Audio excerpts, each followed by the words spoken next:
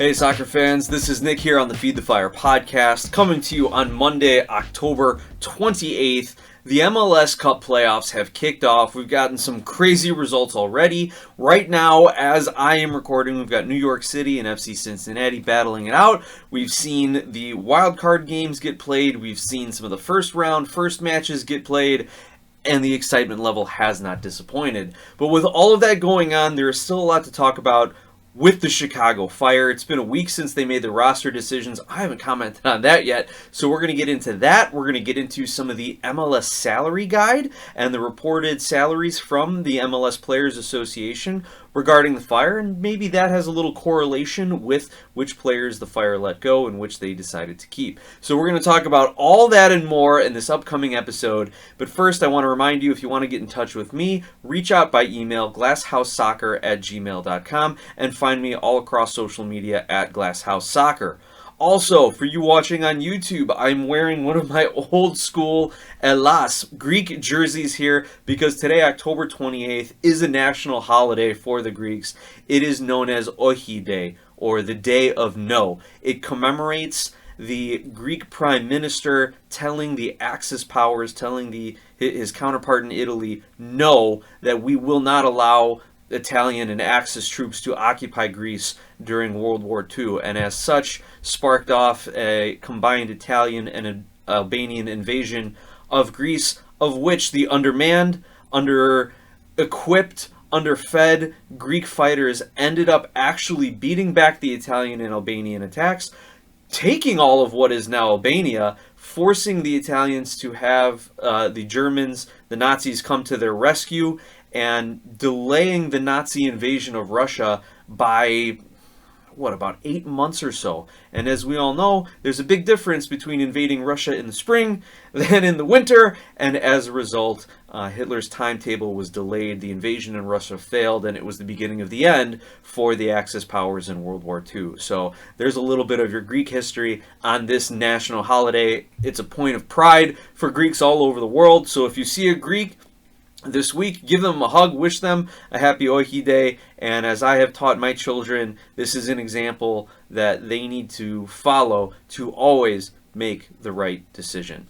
Now let's get into the soccer part of it here. The Chicago Fire last week announced their 2024 roster decisions, and the official announcement came out late morning, October 22nd. Here's the article about it. The Fire have exercised the 2025 contract options for goalkeeper Jeff Gall and defender Jonathan Dean, so we'll see them back next year. Goalkeeper Spencer Ritchie, defender Rafa Chihos, and midfielders Fabian Herbers and Ariel Lassiter are out of contract and have not been offered a new deal for 2025. They will be eligible for free agency, while Chihos will be eligible for selection in the 2024 MLS re-entry draft. Additionally, the loan for defender Alan Aragoni expires at the end of the year, and the club has declined his transfer option. He'll return to FC Lugano. So, who is out of contract? Chihos, Ritchie, Herbers, Lassiter, and Aragoni's loan option was not picked up, so he's heading back to Switzerland. So those are kind of the 5 guys who we will not see next year. Defender Wyatt Omsberg is also out of contract, and the club has declined the option for midfielder Javi Casas. However, the club is still negotiating contracts with them. Omsberg will be eligible for free agency. Casas will be eligible for selection in the end-of-year waivers. The following players remain under contract for 2025. Chris Brady, Chase Gasper, Andrew Gutman, Justin Reynolds, Tobias Salquist, Arnaud Souquet, Carlos Turan, Mauricio Pineda, Kellen Acosta, Gaston Jimenez, Brian Gutierrez, Marin Haile Selassie, Chris Mueller, Federico Navarro, and Sergio Ordahel Jr., as well as Tom Barlow, Hugo Kuipers, Yorgos Koutsias, and Miseo Rodriguez.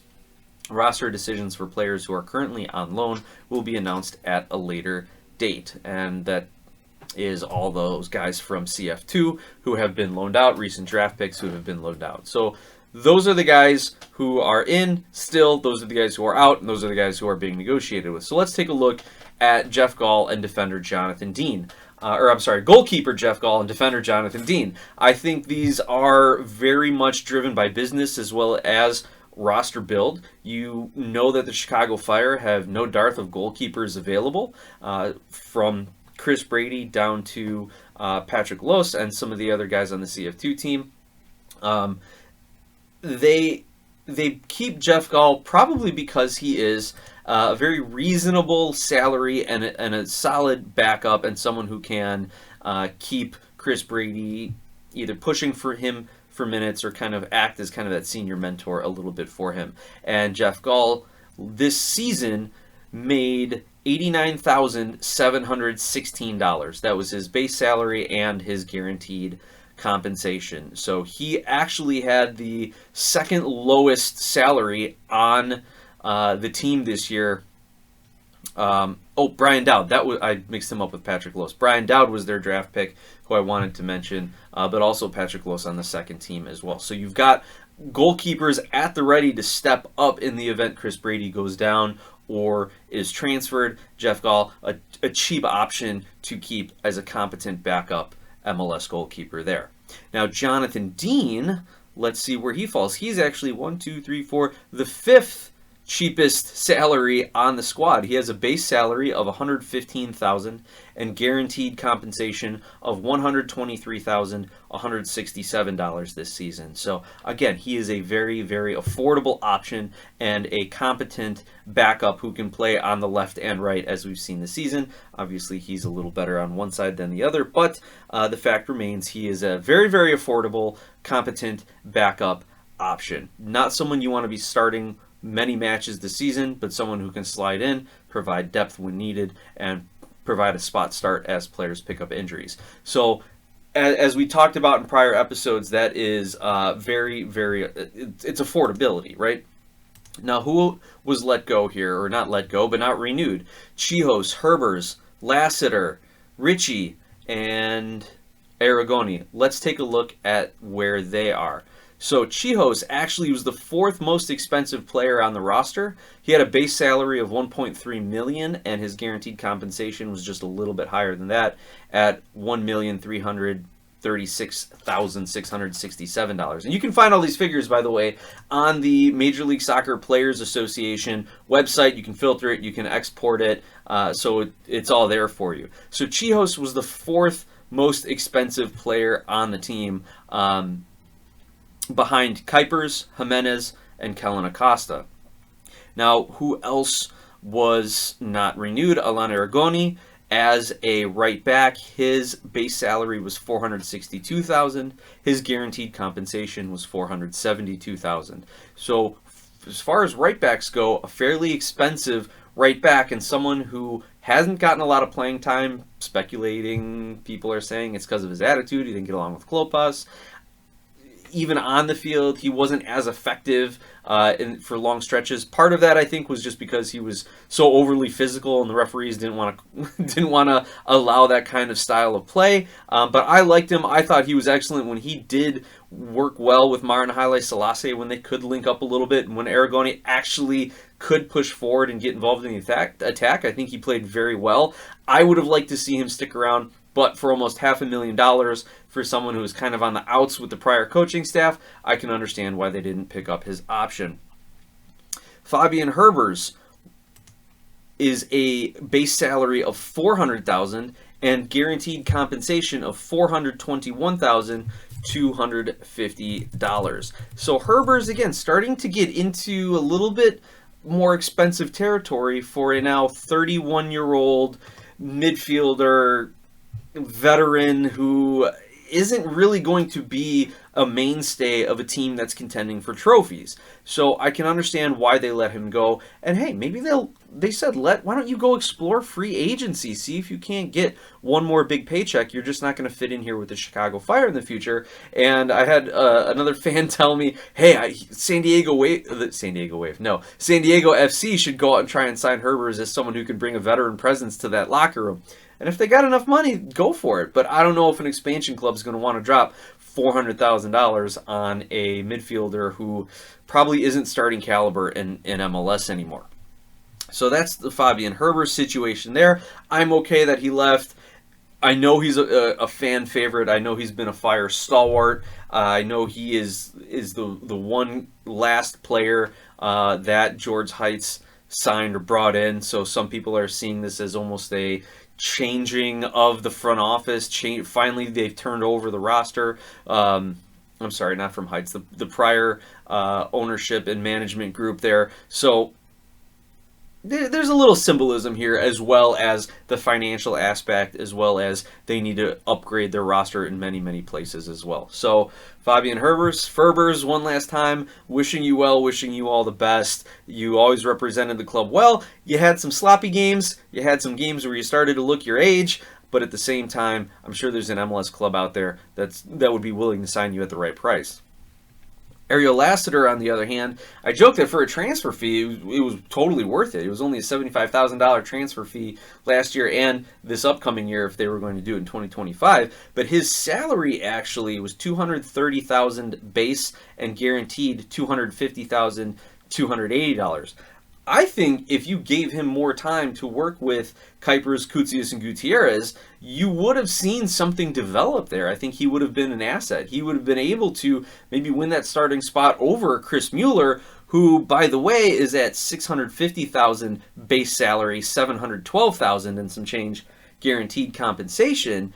So maybe they thought they needed to get more bang for their buck out of Chris Mueller, or try and trim some salary and bring in a couple higher paid players if they can.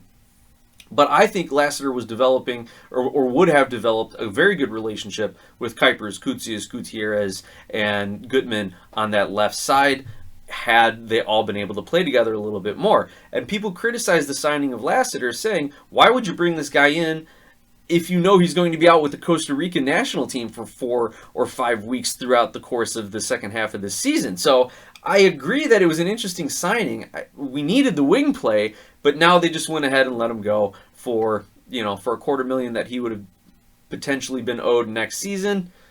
Maybe it could have been worth it. If he gets, how much is a goal worth? How much is an assist worth for these clubs, especially a club like the Chicago Fire, who are struggling, whose striker Kuipers had 11 goals on the year this season. So how much would they have been willing to pay? Apparently not the $250,000 for Lassiter. Maybe he doesn't fit into the coaching style, but he was definitely an affordable starting wing option. Wyatt Omsberg, who we are negotiating with, who the club is negotiating with, an extremely affordable player. $200,000 base salary this past year, $217,000 guaranteed, making him the 6th cheapest contract this season for the Chicago Fire. Similarly, Javi Casas, it was at what appears to be a league minimum type of number here, $89,716 base salary, $94,383 in guaranteed compensation. So who did I miss in that breakdown? We talked about Herbers and Lassiter and Chihos and Aragoni. We need to talk about Spencer Ritchie. So Spencer Ritchie, as I am scanning here, he is not disclosed on this list. Let me see if I just missed my copy and paste. There he is, Spencer Ritchie, goalkeeper for the Chicago Fire. Base salary, $165,000, guaranteed compensation, $165,000. So again, for a team that's full of young goalkeeping talent, this looks to me to be a pretty straightforward contract move. They can get cheaper keepers and allow Spencer Ritchie to go explore his options in free agency. So those are the announcements on the roster. There's also some announcements for team awards here. Only a few were handed out, but the club on Friday announced their 2024 award winners. Hugo Kuipers was named the most valuable player. Chris Brady was named their defensive player of the year. And Kuipers again earning 2024 Team Golden Boot Award after scoring 10 goals, not 11. I thought he snuck one in at the end of the season there. But he ended up with 10 goals on the season. What is he, the first double-digit goal scorer for the Fire in a handful of years, it sounds like. But yes, Brady named the defensive player of the year, joining fellow Fire goalkeepers Sean Johnson and Zach Thornton as the only 3 Fire goalkeepers to win the award in consecutive seasons. And he's the 6th overall Fire player to be named defensive MVP in back-to-back years. So joining some pretty prominent Chicago Fire company there. He had 107 saves in 33 games, including 33 starts. He's the 6th goalie in Fire history to record more than 100 saves in a single season, and the first since Sean Johnson in 2012. Additionally, he has the most wins, 14, for a homegrown goalkeeper in club history after the 2-1 victory in LA against LA Galaxy back in June. So that is Chris Brady's accolades. Hugo Kuiper's, one of 4 Fire players in the last 12 seasons to be named MVP in his first season with the club, including Mike McGee, Nemanja Nikolic, and Xherdan Shaqiri.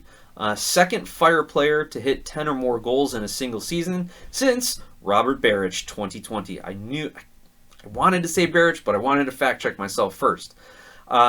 He joined on a club record transfer fee, as we all know, and got his first goal during, let's see, what does it say? His first goal on March 16th, that Windy City Miracle, that CF Montreal game.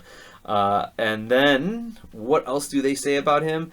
Player of the Match Day, becoming the first Chicago Fire player to be named Player of the Match Day since John Duran in 2022. There you go. Go figure. So those are the team accolades that I wanted to go over with you. I don't think there's anything really to argue about over that. If Shaqiri had played a full season and lived up to some of his potential, maybe he would have been the most valuable player for the team. He took it in his first year with the Fire. If Gutierrez had hit those 15 goal contributions that he set as a goal for himself at the beginning of the season, then you could make an argument for him as the most valuable player on the team. But he was nowhere near 15 goal contributions. He was not the attacking presence. Even after Shaqiri left the club, the coaching staff didn't know how to use Gutierrez to his full potential, and so you end up with your striker, your double-digit goal scorer, a guy who could change games for you if they could get him the right service and not be so incompetent elsewhere on the field where opposing teams could just double-team Kuipers the entire match, essentially. Also, the Chicago Fire weren't getting any calls and getting any favors from the referees over the course of this season. I remember early on when Cincinnati came to Chicago, Matt Miazga was literally just kicking Kuipers in the back of the ankles every opportunity he got, even away from the play, just letting him know, hey, welcome to MLS, and just giving him kicks in the back of the ankle. No calls. No calls made in the Fire's favor. So the Fire are going to have to do a lot to earn the respect of the league, as well as earn a little of those calls from the referees, especially at home. But yeah, no arguments for me as to who's going to be the most valuable player for the club this past season, who's going to be their best defensive player, and obviously the Golden Boot, no tiebreakers needed. It was Kuipers all the way. So let's take a quick halftime water break here and remind everyone of our sponsor here, Skira Icelandic Spring Water. Icelandic for clear. Skira water comes from a spring in a government-protected nature preserve in Iceland with naturally low mineral content. This isn't your average water, clearly. Pun intended, it's one of the best. And Skira Icelandic Spring Water is available at your local 7-Eleven. Grab a few bottles. We got the holidays coming up. You're going to need to wash down all that candy, get the sugar out of your system for Halloween. You need to have some nice bottled water stocked up when your family comes over and starts drinking all your booze on Thanksgiving. So make sure you got plenty of Skira for the holidays. Stock up again at your local 7-Eleven.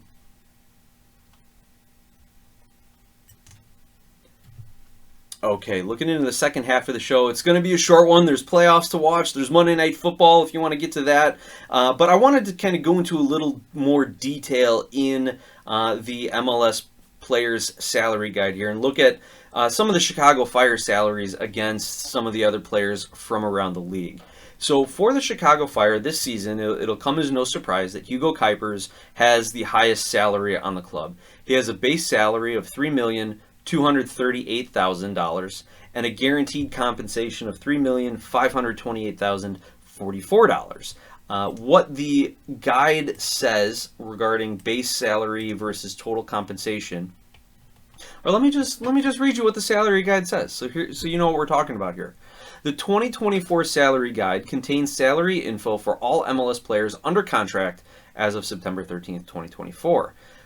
Player salaries are broken down into current annualized base salary and annualized average guaranteed compensation. The guaranteed compensation number includes the base salary and all signing and guaranteed bonuses annualized over the term of the player's contract, including option years. So if this is a player's second, third, fourth year under contract, they had a signing bonus of, say, $400,000 when they signed with the team, they would get $100,000 allocated to each year's guaranteed compensation rate.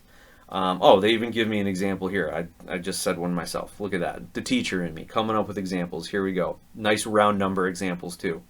The average annual guaranteed compensation figure also includes any marketing bonus and any agent's fees, both annualized over the term of the contract.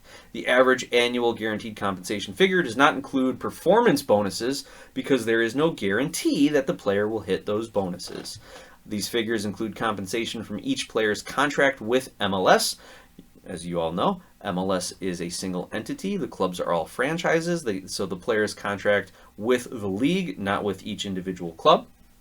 And these figures do not include any compensation from any contracts with individual teams or their affiliates. So none of the sponsorship deals that you hear about players getting. We can only pay you so much money under our roster rules, and this is all we're comfortable paying on the books for salary, but we've already got deals lined up, sponsorship deals lined up for you, and other deals lined up for you, so those sort of things aren't going to be taken into account here as well. So looking at the Chicago Fire roster again, Hugo Kuipers, about $3.25 million base salary, highest paid player on the team. Next highest paid player, Gaston Jimenez, with a base salary of $1.6 million, so about half of what Kuipers is being paid, and his guaranteed compensation is $1.633333 whatever. So Gaston Jimenez, second highest paid player on the team. There's speculation that the club is going to, and this is fan speculation. I haven't heard it from anyone within the club or any reporters who've reported on it, but the speculation here is you're going to need to use your one-time buyout next season on Gaston Jimenez to get rid of this contract for him. He's got 1 year left on his deal, but they want that designated player spot. Will they be able to buy down his contract? Will they be able to get a transfer fee? Those are other things that are going to come into play here. If they can find another team to take him off their hands, but I don't know if there's going to be a club out there who's going to say, yeah, we'll give you a $2 to $3 million transfer fee to cover his salary for the next year. It would be great if a club even just came in and said, hey, we'll pay his salary for the next year. We'll take him. Some deal that makes financial sense to move Gaston Jimenez off of this roster. The other speculation I've heard too, people saying that they should be using their one-time buyout on other players who still have 2 or 3 years left on their contract, thinking we will be able to get more years from another player then. But if you look at it from a financial standpoint, Gaston Jimenez is making so much money. He's making $1.6 million this 2024 season. I don't know if that goes up at all in 2025. But if you were to buy him out over, I've heard people say Yorgos Koutsias, well, Koutsias is only making $470,800 this year. So Koutsias can play 3 seasons at least for the price of one Gaston Jimenez. So that is another variable that's going to go into how they're going to spend their buyout here. Because your top 5 salaried players, Kuipers number 1, Jimenez number 2, Kellen Acosta, people are saying they should buy out Kellen Acosta, that he doesn't look the role. I think that's all going to change under Greg Berhalter. Berhalter knows him from the USMNT, knows him, I think, from other time coaching in Major League Soccer, not on his team, not on Columbus, but knows him around the league, and this is a guy he can look to be a leader and help implement his system. So I don't think he's going to buy out Acosta, but Acosta is at $1,392,188 base salary. Guaranteed compensation jumps up a little bit to just under $1.6 million. So essentially, Gaston Jimenez and Kellen Acosta are making about the same guaranteed compensation. Jimenez has about $80,000 more. If you were to use that buyout, you're still paying it out, right? And Acosta's got an extra year than Jimenez. So some people are saying, buy out Acosta. That gives you an extra year. Jimenez will be off the books, at the end of 2025, and we know we're not going to compete in 2025, so might as well just let him stick around, and that way we can maximize the roster flexibility. I disagree on both counts. You need to turn over rosters as quickly as you can, and you have the ability to do so in MLS, and I think Kellyn Acosta is going to play a much better role, and he's going to have a better season playing under Greg Berhalter.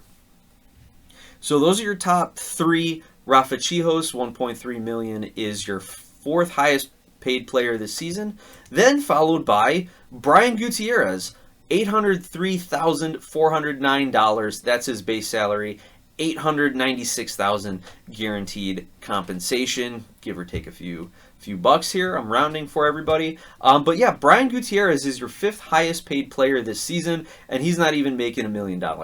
So as we continue down the list, Chris Mueller and Andrew Gutman, both making $650,000, $600,000 in base salary, though Mueller's guaranteed compensation took him up to $712,000. Fede Navarro and Chase Gasper both have a base salary of $500,000. We talked about Aragoni, we talked about Koutsias at $470,000. Herbers was at $400,000. Now we're starting to get into the bottom half of the roster here. Haile Selassie, guaranteed $383,000, base salary $344,000. So that is a deal. Tom Barlow, $250,000 base salary. Ariel Lassiter, $230,000. Chris Brady, here's a deal for this goalkeeper, $225,000.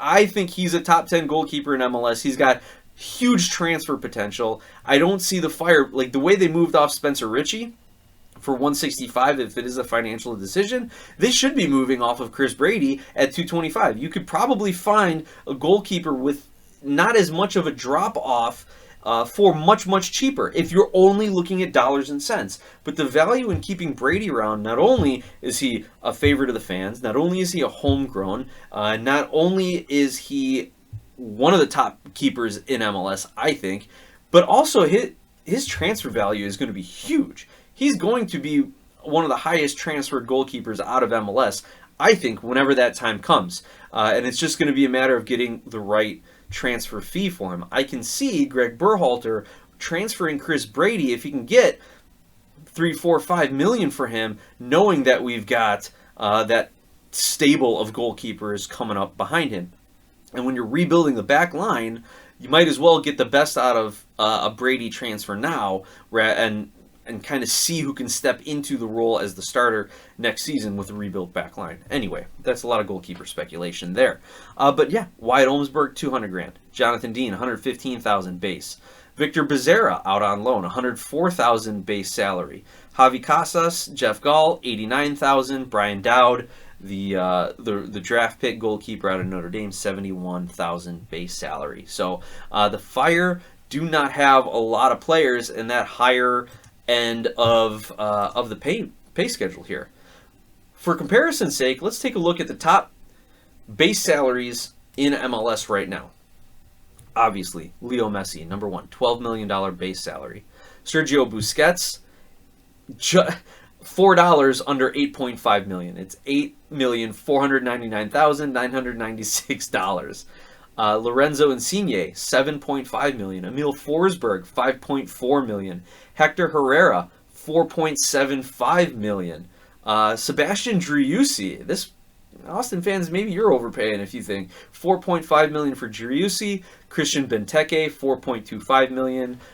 Ricky Puig for the Galaxy, $4 million. Carlos Hill for the Revs, $4 million. So those are your top 1, 2, 3, 4, 5, 6, 7, 8, 9. And then Hani Mukhtar, your 10th highest paid MLS player, $3.8 million base salary. Now we're looking at base salary there. Those guys are getting a little bit more in guaranteed compensation, especially Leo Messi, who has over $20 million in guaranteed. Lorenzo Insigne's guaranteed deal almost doubles the amount of money he's making, from 7.5 base to 15.4 million guaranteed.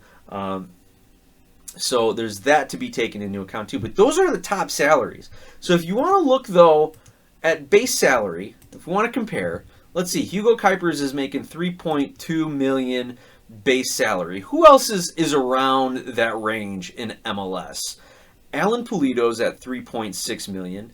Timu Pukki over at Minnesota United, 3.2 million. Walker Zimmerman, 3.2.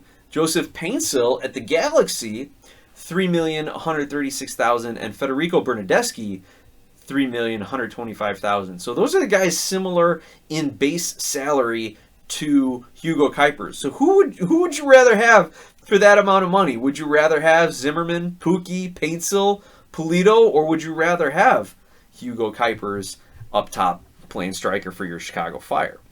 So that's one thing to look at. Let's look at, for comparison's sake, Brian Gutierrez, everyone's favorite homegrown fan favorite here. His base salary is $800,000. We got to scroll down to get around that range here for these other MLS players. So just above him, retired now, center back Steve Birnbaum made $815,000 this year base salary, and just below Gutierrez, Orlando City goalkeeper Pedro Gallese, $800,000. Goalkeeper Andre Blake, $800,000. So we talked about Brady maybe being a high salary for a goalkeeper. Well, hey, take a look at that. $800,000 for two of the best goalkeepers in the league here. So maybe the Fire are onto something with keeping him around at this deal and maybe looking to make some money on a big transfer. Also in this area, Whitecaps center back Matthias Laborda is at $800,000. Sergio Santos, Al Hassan Yusuf of the Revs, Jack Elliott of the Union, Maya Yoshido, LA Galaxy center back. Any attacking players here? Yeah, Matthias Kokoro, Montreal center forward, $800,000. Mark Delgado, there's a name. Mario Gonzalez and Nico Ladero, all at $800,000. So who would you rather have out of that crop of players? Honestly, I think Brian Gutierrez is the best player in the $800,000 salary range in MLS right now. Above him, once you get above that $800,000 and start getting into $825,000, $850,000, you're looking at Sam Vines, Cole Bassett, Duncan McGuire, Sam Adekugbe, DeAndre Yedlin, Robin Janssen, Amal Pellegrino of the Quakes, Hernan Lopez of the Quakes, Jeremy Ebobisse is making more than Brian Gutierrez, Kai Wagner is making more than Brian Gutierrez. So, but they're still approaching that $900,000 range. They haven't hit it yet. So I think Gutierrez, if you look at that crop of players in that salary range, the Fire have spent well compared to the other parts of the league. That they're getting Gutierrez, getting a much better player than other teams had to spend for Gutierrez there. The one other thing, since we were talking about goalkeepers, let me filter here by position, and let me scroll down to the goalkeeper salaries here.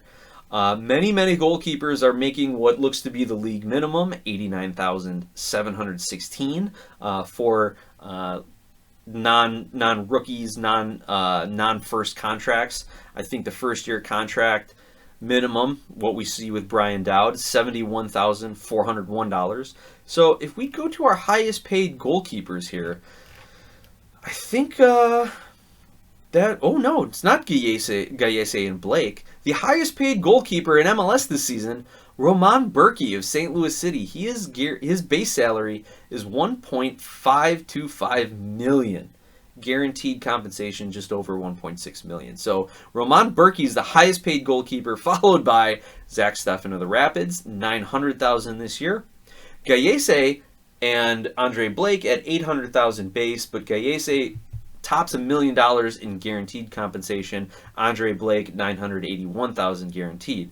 Then we've got Yohai Takoa of the Vancouver Whitecaps, Steve Clark of the Dynamo, Tim Melia, Kansas City, Joe Willis, Nashville. They're all making between $600,000 and $700,000, along with Stefan Fry, Brad Guzan.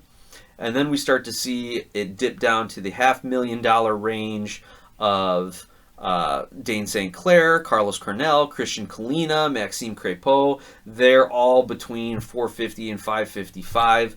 And here we see Chris Brady. I'm still scrolling down. There's a lot of guys I'm not mentioning here. Drake Callender, for Inter Miami's comparison's sake, he's $8 under $350,000. I wonder if that's some clever roster thing that they're doing there.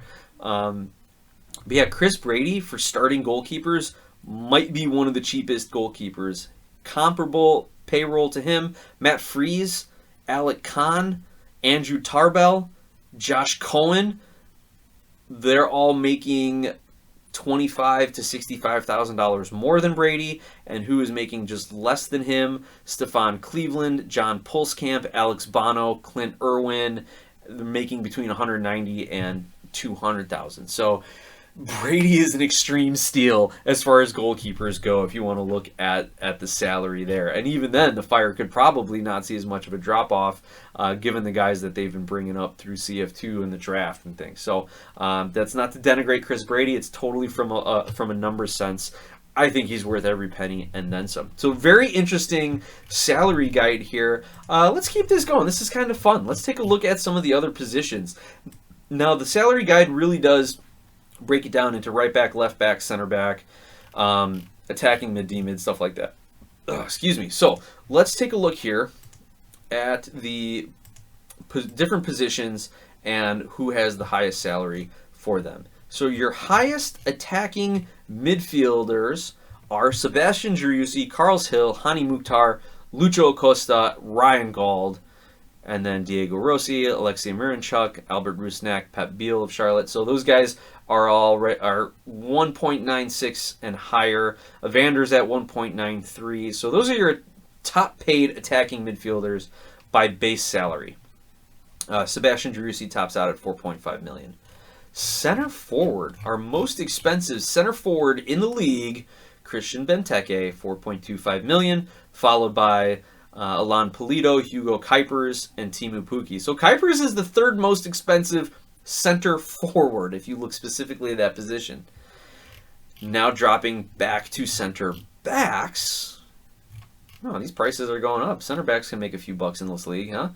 Top center backs, Walker Zimmerman, $3.2 million. Thiago Martins, New York City, $2 million. Matt Miazga and Miles Robinson of Cincinnati, $1.525 million and $1.431 million. So that's where they are spending their money in defense. Top center midfielders as far as salaries go: Hector Herrera, Ricky Puig, and then Stuart Armstrong, Mateusz Klich, Marcel Hartel, and Diego Gonçalves. Those guys are all making $1.6 million and higher, and that's really interesting to see a name like Stuart Armstrong of the Caps, just a shade under $2.5 million. Marcel Hartel making just a little bit under $1.8 million for St. Louis there. D-mids. Gaston Jimenez is the second most expensive defensive midfielder behind Sergio Busquets. Now, Busquets is making, like I said, $4 under $8.5 million, and then it's Gaston Jimenez at 1.6. So a massive drop-off there. But as far as D-mids, Gaston Jimenez, the most expensive without Sergio Busquets. But Carlos Grueso of the Quakes, Nemanja Radoja of Kansas City, Victor Wanyama of CF Montreal, they're all making 1.44, 1.46 million. And then it's Kellen Acosta. So the Chicago Fire have the most expensive D-mid pairing in the league at almost $4 million spent on two D-mids. There, if you really want to pick apart a budget, there you go. Look at that. That's something that shouldn't happen. I mean, San Jose, for their results, I don't know why they're spending 1.5, almost 1.5 on Carlos Grueso.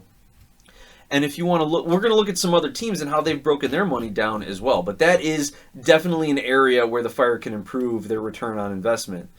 As far as left mids go, Robin Lod, $1.5 million. Alvaro Barreal, $690,000. Diego Luna, $400,000. So there's some inexpensive midfielders there. Left wingers, if you want to designate your player that. Top salary is Lorenzo Insigne, $7.5 million. Emil Forsberg, $5.4 million. And Denny Bwanga, $2.9 million. And then you still got a lot of $1 million wingers out there. That's for sure. You know what? How much more do we got? Left back, 1.25, Jordi Alba, Kai Wagner, 875, Sam Vines, 850. Those are your top left backs. Not a lot of players listed as right mids. 1, 2, 3, 4, 5, 6. Only 6 players are listed as right mids, and it's Julian Gressel by a long shot, just over $1 million. The rest of them are Mo Farsi's $350,000. The rest are under $100,000 there. But as far as right wingers go, also we're seeing a lot of $1 million right wingers. Messi is considered a right winger on this chart. $12 million. Joseph Paintsill, $3.1 million. Federico Bernardeschi, $3.1. Liel Abada of Charlotte, $2.3. Christian Espinoza of the Quakes, $1.8. And then you've got a number of other $1 million wingers there. You want to look at right backs. Richie Larea is your most expensive right back at $990,000, followed by DeAndre Yedlin and Shaq Moore and Steven Moreira of the Crew at $850,000, $800,000, and $800,000 respectively. And just in case you're curious, Reggie Cannon as right back with the Rapids is making $750,000. Again, that's all base salary. So that is a breakdown of the salary guide. But what I want to do, I always like comparing against LAFC because they have such a good spread of resources when they sign players here. So for LAFC, we see Denny Bwanga at $2.9 million. We see Lewis O'Brien, center mid, $1.6 million. Ilya Sanchez, $1.2 million and change. Marlon Santos de Silva Barbosa, the full name there, center back, $1.35 million. Aaron Long, $1.25 million. Olivier Giroud, $2.8 million. So you can see they've got a number of $1 million players there that they've spread out some money to, but their back line is very, very affordable. Hugo Lloris, great contracts compared to some of the other goalkeepers we've realized. Hugo Lloris is making $350,000 base salary and guaranteed, so he's not getting any extras from LAFC this season. So they have really spread their money around and do a great job scouting, crafting deals, getting guys to come in on one, even half season to 1.5, 2 year deals and continuously rotating their squad around. If you want to look at the Eastern Conference, let's look at the Columbus Crew. That's the team everyone's trying to build like, right? If you believe sports are copycat leagues, then here we go. Let's look at the Columbus Crew. Who are their highest paid players? Darlington Nagbe, $1.4 million. Cucho Hernandez, $2.6 million. Diego Rossi, $2.675 million. Those are your top players, your goal scorers and your playmakers and the heart of your team there in Nagbe. That's where they have spent their money to get goals, and it has been spent very, very wisely. Now, they don't have any players in like the $800,000-900,000 range, but you start to see a number of players in, say, the $500,000 to $700,000 range. We've got Yaya Boa, who's a right wing, making $600,000. Mo Farsi, as I said, $350,000, so they're getting some good minutes, return on investment there. DeJuan Jones, $786,000. Who else are some of the higher paid guys here? Yevgen Shabreko, the center back, $505,000. Rudy Camacho is only making $475,000, and Christian Ramirez only making $450,000 and having kind of a bit of a resurgent year for himself. So the Columbus Crew again are spending very, very smartly. And if you look at some of their lowest paid players, sorry, I'm kind of scrolling and filtering here because it's not as an intuitive chart here within the MLSPA. Alexandre Matan, $450,000. Who else are some of these other guys who look like they're getting in and getting some time, but aren't costing a lot of money? Max Arston, he's their Jonathan Dean. He's only making $89,000 base salary. Malte Amundsen, $360,000 base salary. Steven Moreira, we already talked about him, $800,000. So yeah, the Crew tend to be top loaded, but are finding contributors throughout the league there, or throughout their roster there. So with that, I've already gone 45 minutes. I thought this would be quick. I thought I could get back and keep watching the playoffs, but here I am rambling on about salary guides. This is just why I love doing this kind of show and educating myself. I hope you learned a little something. I hope you enjoyed it. Go on to the Major League Soccer Players Association website. Play around with the guide a bit yourself. Check it out. And as always, fans, let's go Fire.